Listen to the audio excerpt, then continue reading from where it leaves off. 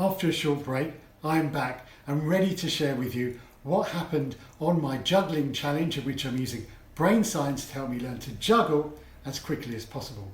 I've been lucky enough to be supported in this experiment by Lauren Waldman, who's an amazing learning scientist. To get me started, Lauren recommended I use a juggling video tutorial, a link of which I'll share in the comments box below. This video gave me the basics I needed to reach my goal of juggling 3 balls at once for a short period of time. The aim then was to use a series of learning science concepts to learn to juggle more quickly. So on day 1, I kicked things off by watching the whole of the video tutorial to see what I needed to do. Then for 15 minutes I practiced with 1 ball from left to right. Then I waited an hour before repeating the practice.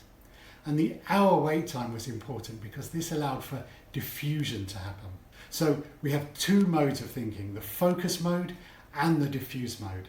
The focus mode was when I was practicing and giving that activity all my attention. And when we're in the focus mode, we're expending a lot of energy and using that energy to be really tactical in what we are doing. But when we go into the diffuse mode, we allow the brain to think more generalized thoughts. Your mind is relaxed and it's free, which is what happened between each practice. And in the diffuse mode, our brains make correlations to networks that may already exist, so we can connect up ideas. And it can help us encode new memories, like the process of me practicing with 1 ball.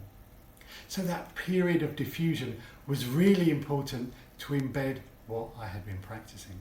So after finishing the 2 15-minute practice sessions with 1 ball from one hand to the other, I re-watched the video tutorial, this time focusing on the part that described passing 2 balls from one hand to the other.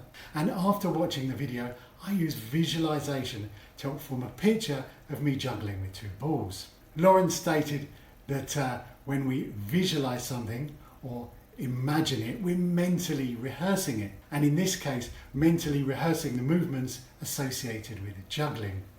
And visualizing movement can help change how the networks in our brains are organized, supporting the process of creating the circuitry that is activated when doing the juggling itself. So that's what happened on day 1. I practiced with 1 ball. I allowed time for diffusion to happen between each practice, and I visualized myself juggling with 2 balls. If you want to see more of this experiment, then click on the subscribe button. Next up, I'll share what happened on days 2 and 3 of the 7-day challenge.